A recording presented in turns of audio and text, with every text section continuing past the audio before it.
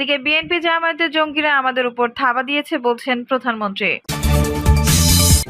জানাবো জামায়াত শিবির নিষিদ্ধ কিভাবে বাস্তবায়ন হবে। আন্দোলনের সব কর্মসূচি প্রত্যাহার করল শিক্ষার্থীরা। এবং সর্বশেষ জানাবো গণতান্ত্রিক ছাত্র শক্তি আসলে কার। দর্শক শুনছিলেন সংবাদ শিরোনাম, এখন বিস্তারিত। বিএনপি জামায়াতের জঙ্গিরা আমাদের উপর থাবা দিয়েছে বলছেন প্রধানমন্ত্রী।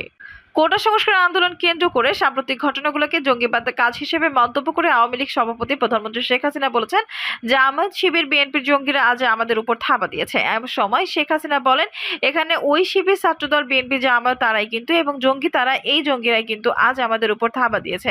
তিনি বলেন, বাংলাদেশের যে ঘটনাগুলো ঘটেছে আসলে এটা কোনো রাজনৈতিক কিছু না, এটা সম্পূর্ণ জঙ্গিবাদী কাজ, একেবারে জঙ্গিবাদী কাজ। কোটা সংস্কার দাবি, বৈষম্য বিরোধী ছাত্র আন্দোলন প্রসঙ্গে শেখ হাসিনা বলেন, তাদের উদ্দেশ্যটা এখন বোঝা যাচ্ছে যে কোটা কোনো ইস্যু নয়। একে একে যে কয়েকটা প্রতিষ্ঠান বাংলাদেশের সেবা দেয়, যে কয়েকটা প্রতিষ্ঠান বাংলাদেশের মানুষের জীবনমান উন্নয়ন করে, সেটাই ধ্বংস করা, অর্থাৎ বাংলাদেশটাকেই যারা ধ্বংস করে ফেলা। বিশ্বব্যাপী বাংলাদেশের নাম শুনলে সবাই সমীহ করে মন্তব্য করে টানা 4 বারের প্রধানমন্ত্রী বলেন, আজ বাংলাদেশে উন্নয়ন হয়েছে, উন্নয়নের ফলে বাংলাদেশ আজ বিশ্বব্যাপী একটা মর্যাদার আসন পেয়ে গেছে। বাংলাদেশের নাম শুনলে সবাই সমীহ করে চলে, সবাই সম্মানের চোখে দেখে। একটা আন্তর্জাতিক পর্যায়ে বাংলাদেশকে আমরা তুলে আনতে সক্ষম হয়েছি, অর্থাৎ সামাজিক উন্নয়নের মধ্য দিয়ে, অবকাঠামোগত উন্নয়নের মধ্য দিয়ে। জামায়াত শিবির নিষিদ্ধ কিভাবে বাস্তবায়ন হবে। মুক্তিযুদ্ধের সপক্ষের শক্তি দীর্ঘদিনের দাবি ছিল স্বাধীনতা বিরোধী যুদ্ধ অপরাধের দায়ে অভিযুক্ত জামায়াত শিবিরের রাজনীতি নিষিদ্ধ করার। 1972 সালের সংবিধানে ধর্মান্ধ যে কোনো রাজনৈতিক সংগঠন করা নিষিদ্ধ ছিল। ধর্মনিরপেক্ষতা এবং অসাম্প্রদায়িক চেতনা থেকে জাতির পিতা বঙ্গবন্ধু শেখ মুজিবুর রহমান সংবিধানে এই অরণ্য বিধান সংযোজন করেছিলেন। কিন্তু 75-এ 15ই আগস্টের পর বাংলাদেশে আবার ধর্মবান্ধ মৌলবাদীদের আস্ফালন শুরু হয়। স্বাধীনতা বিরোধী অপশক্তিকে পাশে টেনে নেন জিয়াউর রহমান। সেই ধারাবাহিকতায় যুদ্ধ অপরাধী গোলাম আজম বাংলাদেশে আসে। জামায়াত আবার রাজনীতি করার সুযোগ পায়। 2009 সালে বাংলাদেশ আওয়ামী লীগের ভূমিধ্বস বিজয়ের পর আওয়ামী লীগ যুদ্ধ অপরাধীদের বিচার করার সিদ্ধান্ত গ্রহণ করে। 2009 সালে আওয়ামী লীগের ভূমিধ্বস বিজয়ের পর আওয়ামী লীগ যুদ্ধ অপরাধীদের বিচার করার সিদ্ধান্ত গ্রহণ করে। সেই সিদ্ধান্তের আলোকে একাধিক জামায়াতের শীর্ষ নেতা দণ্ডিত হন এবং সর্বোচ্চ শাস্তিপ্রাপ্ত হন। এরপর থেকে জামায়াতের রাজনীতি নিষিদ্ধ করা নিয়ে বিভিন্ন মহলের জোরে সোরে দাবি উঠেছিল। তবে এই দাবি প্রথম উচ্চারণ করেছিলেন শহীদ জননী জাহানারা ইমাম। 1991 সালে যুদ্ধ অপরাধের শিরোমণি গোলাম আজমকে জামায়াতের আমির নির্বাচিত করার প্রবাদে 71-এর ঘাতক দালাল নির্মূল কমিটি গঠন করেন। সেই নির্মূল কমিটি থেকে জামায়াত শিবিরের রাজনীতি নিষিদ্ধ করার দাবি উঠেছিল, কিন্তু সেই সময় এই দাবি বিএনপি বাস্তবায়ন করেনি। পরবর্তীতে আওয়ামী লীগ সরকারও বিষয়টিকে এড়িয়ে গেছে। 2018 সালে নির্বাচন কমিশন জামায়াতের নিবন্ধিত বাতিল করে এবং তার দাঁড়িপাল্লা প্রতীককে নিষিদ্ধ ঘোষণা করে। এরপর থেকে জামায়াত আসলে অনিবন্ধিত একটি রাজনৈতিক দল এবং তাদের দলীয় কোনো প্রতীক নেই, কিন্তু তারপরও জামায়াত সারা দেশে সংগঠিত হচ্ছে এবং নতুনভাবে সন্ত্রাস এবং সহিংসতার মাধ্যমে দেশকে অস্থিতিশীল করার চেষ্টা করছে। বাংলাদেশের সুপ্রিম কোর্টের হাইকোর্ট বিভাগেও জামায়াত শিবির নিষিদ্ধ করা একটি রিট আবেদন ছিল। সেই রিট আবেদনটি দীর্ঘদিন ধরে বিচারাধীন অবস্থায় পড়ে আছে। দ্বিতীয় বিশ্বযুদ্ধের পর জার্মানিতে নাৎসি নিষিদ্ধ করা হয়েছে। যুদ্ধ অপরাধের দায়ে অভিযুক্ত যে কোনো রাজনৈতিক দল নিবন্ধন করাটা সেই দেশের একটি আইনি প্রক্রিয়ার ব্যাপার এবং সব দেশ একটি করা হয়ে থাকে। এমনকি মার্কিন যুক্তরাষ্ট্রের সন্ত্রাসী সংগঠন হিসেবে চিহ্নিত করে উগ্র বাম কমিউনিস্ট পার্টিকে নিষিদ্ধ করা হয়েছে। সেই বিবেচনায় স্বাধীন বাংলাদেশ জামায়াত শিবিরের রাজনীতি করাটাই একটি বৈষয়িক ব্যাপার। তবে এবার আওয়ামী লীগের ঘুম ভেঙেছে। অবশেষে আওয়ামী লীগ জামায়াত শিবিরের রাজনীতি নিষিদ্ধ করার নীতিগত সিদ্ধান্ত নিয়েছে। আজ রাতে প্রধানমন্ত্রী শেখ হাসিনার সভাপতিত্বে অনুষ্ঠিত আওয়ামী লীগের আদর্শিক জোট 14 দলের সভায় জামায়াত শিবিরের এই সিদ্ধান্ত পরে প্রথম যে প্রশ্নটি এসেছে তা হলো এই সিদ্ধান্ত কিভাবে বাস্তবায়িত হবে। আইনজ্ঞ এবং বিশেষজ্ঞরা বলেছেন দুভাবে এই বাস্তবায়নটি হতে পারে। প্রথমত, একটি বাস্তবায়নের সহজ প্রক্রিয়া হলো সংসদে আইন পাশ করতে হবে এবং আইন অনুযায়ী জামায়াত শিবিরের রাজনীতি নিষিদ্ধ করা যেতে পারে। দ্বিতীয়ত হলো যে মামলাটি আদালতে বিচারাধীন আছে সেই মামলাটি নিষ্পত্তির মাধ্যমে জামায়াত শিবির রাজনীতি নিষিদ্ধ করা যেতে পারে, কারণ যুদ্ধ অপরাধের জন্য গঠিত আন্তর্জাতিক ট্রাইব্যুনালে জামায়াত শিবিরকে সরাসরি যুদ্ধ অপরাধে সম্পৃক্ত বলে ঘোষণা করা হয়েছিল। এখন দেখার বিষয় সরকার কোনোভাবে জামায়াত শিবিরের রাজনীতি নিষিদ্ধ করে একটি সংসদে আইন পাশের মাধ্যমে করে নাকি আদালতের মাধ্যমে করে। আন্দোলনের সব কর্মসূচি প্রত্যাহার করল শিক্ষার্থীরা। সরকার মূল দাবি মেনে নেওয়ার সব আন্দোলন কর্মসূচি প্রত্যাহার করেছে। কোটা সংস্কার আন্দোলনের নেতৃত্ব দেওয়া বৈষম্য বিরোধী ছাত্র আন্দোলন নাহিদ সহিংসতায় আহত নিহত হওয়ার ঘটনায় নিন্দা জানিয়ে দ্রুত বিচারের দাবি জানিয়েছেন। একই সঙ্গে শিক্ষা প্রতিষ্ঠান খুলে দেওয়ারও আহ্বান জানিয়েছেন। এই সময় আন্দোলনের আরো 5 সমন্বয়ক উপস্থিত ছিলেন। আন্দোলনের অন্যতম এই সমন্বয়ক বলেন, কোটা সংস্কার আন্দোলন তার প্রেক্ষিতে উদ্ভূত পরিস্থিতিতে অনেকে অপ্রত্যাশিতভাবে আহত এবং নিহত হয়েছেন। এছাড়া রাষ্ট্রীয় উপস্থাপনায় সংযোজন নানা সহিংস ঘটনা ঘটেছে। আমরা এই সকল ঘটনা তীব্র নিন্দা জানাই। সুষ্ঠু তদন্ত সাপেক্ষ দ্রুত বিচারের দাবি জানাচ্ছি। নাহিদ বলেন, আমাদের প্রধান দাবি ছিল কোটা যৌক্তিক সংস্কার, যা ইতিমধ্যে সরকার পূরণ করেছে।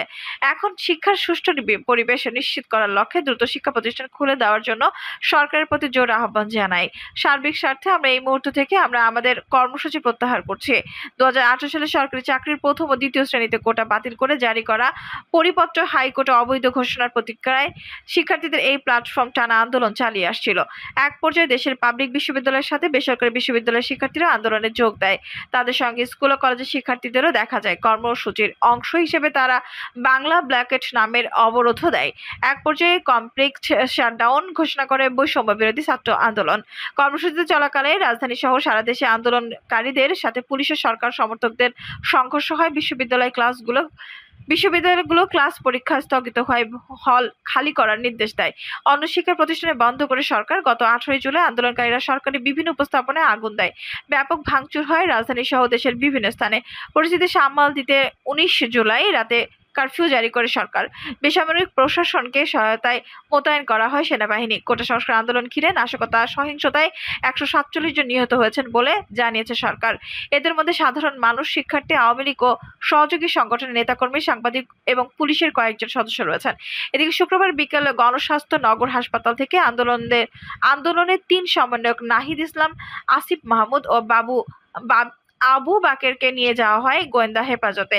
এরপর শনিবার সন্ধ্যায় আরও 2 সমন্বয়ক সার্জিস আলম ও হাসনাত আব্দুল্লাহকে হেফাজতে নেয় ডিবি। রোববার আরেক সমন্বয়ক নুসরাত তাবাসসুমকে হেফাজতে নেওয়ার কথা জানায় ডিবি।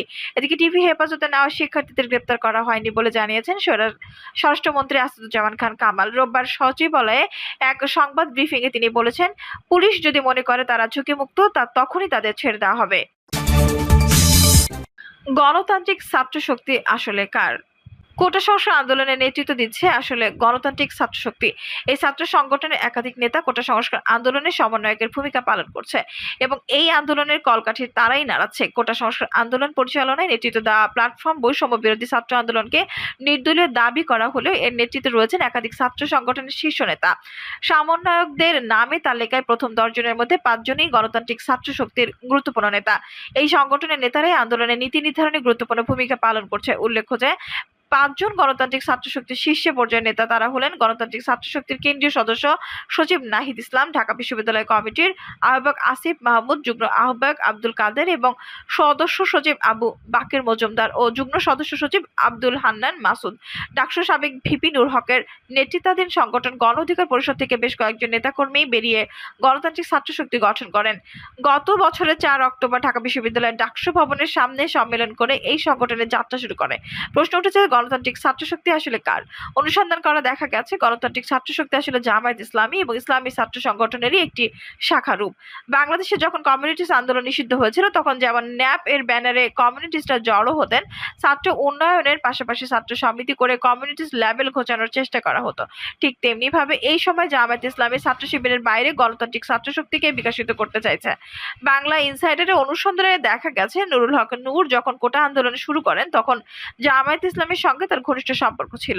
জামায়াতের অর্থায়নে প্রথমবারের মতো 2018 সালের কোটা আন্দোলন সংগঠিত হতে হয়।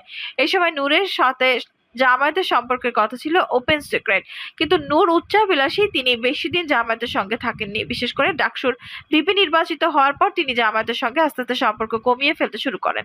এই সময় নূর তার নতুন রাজনৈতিক পরিকল্পনা বাস্তবায়ন করতে শুরু করেন এবং ডাকসুর পদ ছেড়ে দেওয়ার পর তিনি নতুন একটি রাজনৈতিক দল গঠন করেন, যেখানে তিনি শাহ এএমএস কিবরিয়ার পুত্র রেজা কিবরিয়াকে আহ্বায়ক করেছিলেন। কিন্তু সেই রাজনৈতিক দল টেকেনি। যখন নূর জামায়াতের মুঠো থেকে বেরিয়ে যায় তখনই গণতান্ত্রিক ছাত্র শক্তি পরিকল্পনা নেয় জামায়াত ইসলাম। জামায়াত ইসলাম জানে যে ইসলামী ছাত্র শিবির নামটি নিয়ে অনেকের অ্যালার্জি রয়েছে। বিভিন্ন শিক্ষা প্রতিষ্ঠানগুলোতে ইসলামী ছাত্র শিবিরের ব্যাপারে স্পষ্ট নেতিবাচক মনোভাব রয়েছে এবং তাদেরকে প্রতিহত করার ব্যাপারে মুক্তিযুদ্ধের সকল পক্ষের একটি সুস্পষ্ট অবস্থান রয়েছে। ঠিক এই কারণেই তারা গণতান্ত্রিক ছাত্র শক্তি প্রতিষ্ঠা করে। গণতান্ত্রিক ছাত্র শক্তি গোটা আন্দোলন সহ ছাত্র সমাজের বিভিন্ন ইস্যু ভিত্তিক আন্দোলন করবে, কিন্তু তারা আসলে মূলত জামায়াতের লক্ষ্য এবং উদ্দেশ্য বাস্তবায়ন করবে। গণতান্ত্রিক ছাত্র শক্তি আসলে জামায়াতের একটি অঘোষিত উইং, যারা শিক্ষা প্রতিষ্ঠানগুলো একটি অবস্থান তৈরি করবে এবং যে অবস্থান উপর ভিত্তি করে ছাত্র শিবির এবং জামায়াত তাদের আদর্শ এবং নীতি বাস্তবায়নের চেষ্টা করবে।